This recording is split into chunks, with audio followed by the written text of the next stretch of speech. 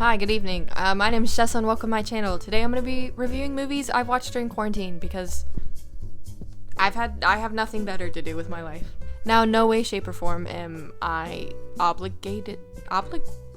respond?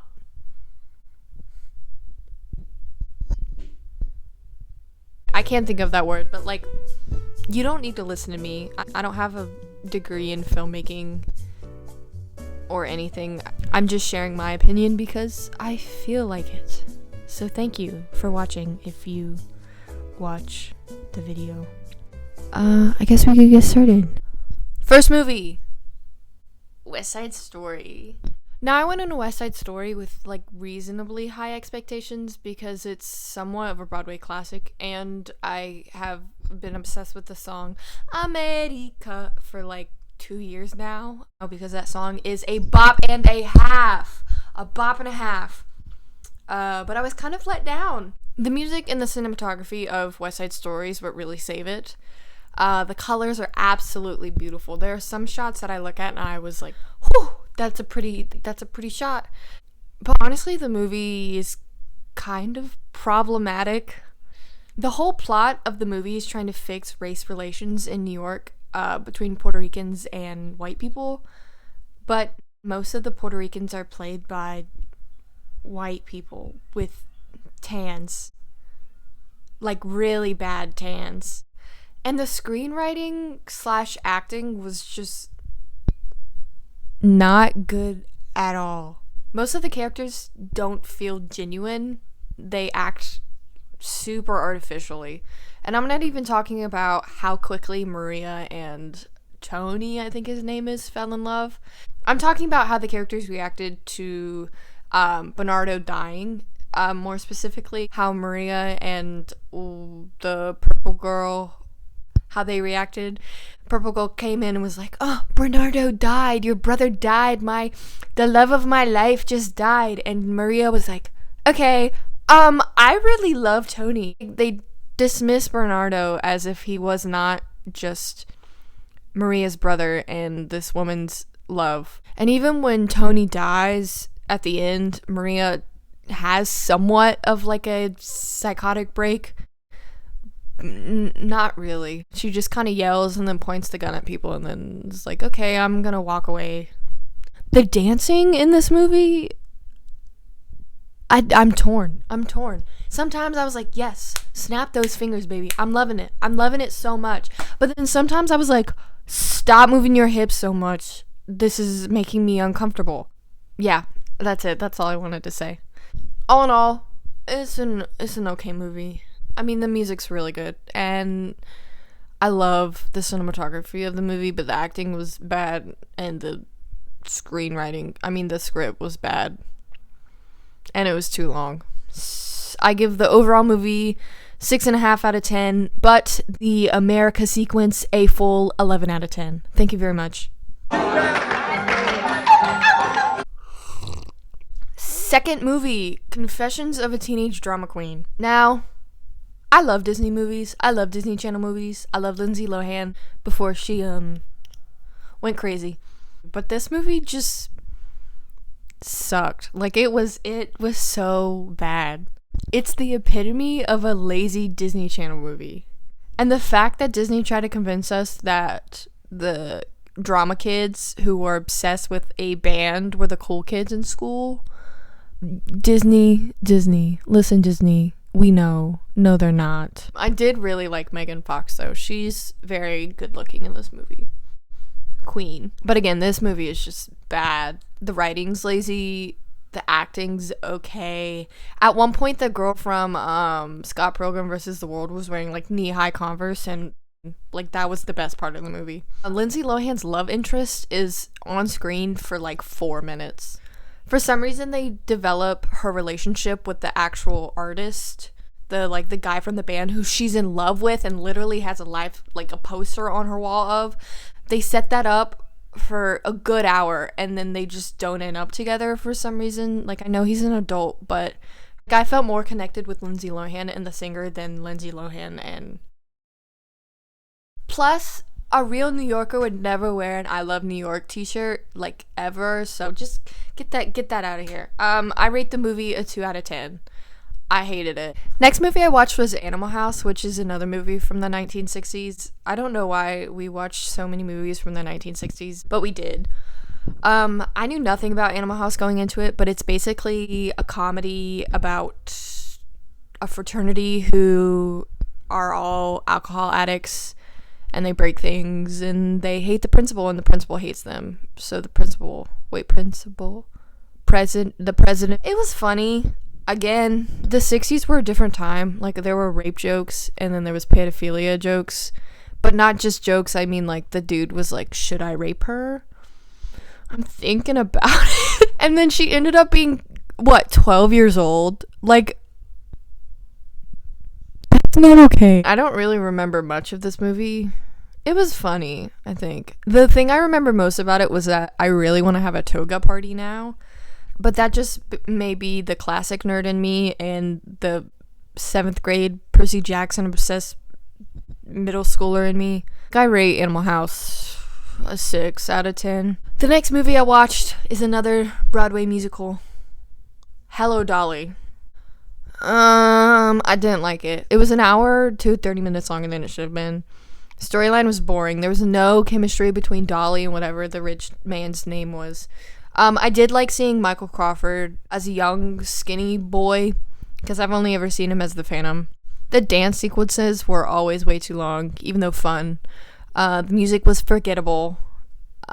Yeah, I think that's it. And I swear, if I hear Holy Cabooses one more time, I'm gonna lose it. I rate Hello, Dolly 5 out of 10. Next movie I watched was Midsommer. Midsommer is a movie about a cult, and a group of people go to the cult because they think they're going on vacation. It has Florence Pugh in it, and I am in love with Florence Pugh. Queen, love you. Midsommer was really fun. Every time we just found out something new about the cult, it was fun, and it was interesting. It was kind of like watching a documentary, but a documentary where everything goes wrong. I thought the storyline of the main character with Florence Pugh, I forgot her name. I thought that was really well done. I've never seen a panic attack kind of translate into film well, but that was done pretty well. I used to suffer from panic attacks, so it was nice kind of relating to her and relating to what it feels like and what it actually is like, instead of a character like, oh my god, I'm having a panic attack. The best part about the entire movie of Midsommer, though, Will, I think his name was, and every time he's on screen, he just rips a fat cloud. It was hilarious. I didn't like some of the sound effects, especially the thud when the old man fell off. I felt that was just kind of comedic in a time where it shouldn't have been comedic. The Foley just was off, and I liked it a lot more than I liked Hereditary, which I hated, but only because it did what it was trying to accomplish. The next movie I watched was Hairspray, but not the original, the one from, 2009, 2006? The one with Zac Efron. Hairspray is a movie about the 60s. Why did I watch so many movies from the 60s?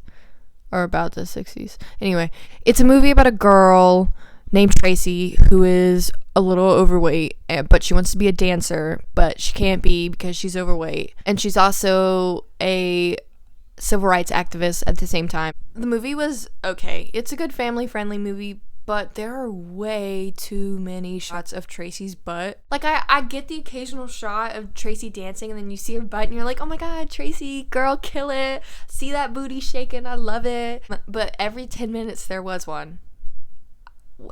Like, why? What is the significance of that? Plus, no hate on the actress who played Tracy, but, like, Tracy is really cringy. Like, when she meets Seaweed for the first time, I was getting secondhand embarrassment. Like, I can't even explain it. I was just getting embarrassment from a Tracy who wasn't embarrassed, but I was feeling embarrassed for her. Tracy, turn. And John Travolta in this movie is god awful. He's so bad. Like, how did John Travolta go from Pulp Fiction to this in like less than 10 years. I did like Christopher Walken. His little dances are cute. Hairspray had really nothing spectacular about it except for the music. I'd rate Hairspray 6.5 out of 10. It was okay. The next movie I watched was The Perks of Being a Wallflower, which is one of my favorite movies of all time.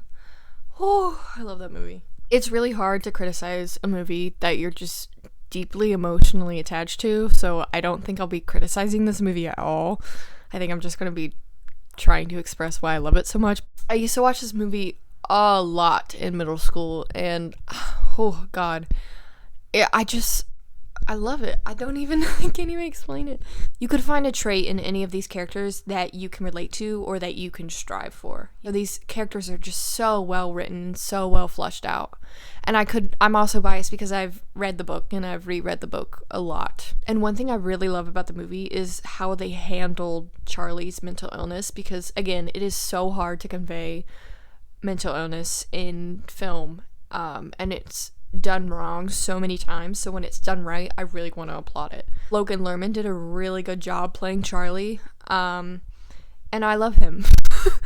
I love all of them. I've always wanted a Patrick in my life. I've wanted a friend like Patrick in my life ever since I first saw this movie, and I feel like anybody, whether they're in high school, middle school, adult, old person, a dog, they need to see this movie. I give this movie an 11 out of 10. I'm so sorry. I'm very biased. Next movie I watched was The Mummy, which was really fun. Basically just 2.5 hours of action, and the guy who plays O'Connell, Brendan Fraser, he's so hot. I watched him in Inkheart. He was like a dad in Inkheart, and he's kind of fat now, but he's so good looking in this movie. I give The Mummy a 8.5 out of 10 just because it's really fun. Then we watched Christopher Robin. Christopher Robin is about a grown-up Christopher Robin from Winnie the Pooh who's stuck in his job and doesn't love his wife or daughter enough, and he's depressed, and everybody's depressed, and it's London. But then Winnie the Pooh comes out of nowhere, and he's like, "Hi, you remember me?" And Christopher Robin's like, "Yeah, I remember you."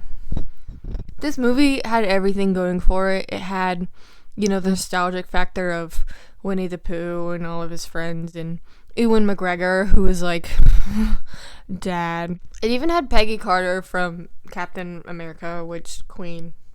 But it was so boring. The movie felt lifeless. It was dull. Color scheme was bad. Cinematography was forgettable. It was just boring. There were no stakes to the movie, which typically makes a movie interesting to watch. Is the hero gonna make it? What are the stakes? Is somebody gonna die? What's gonna happen?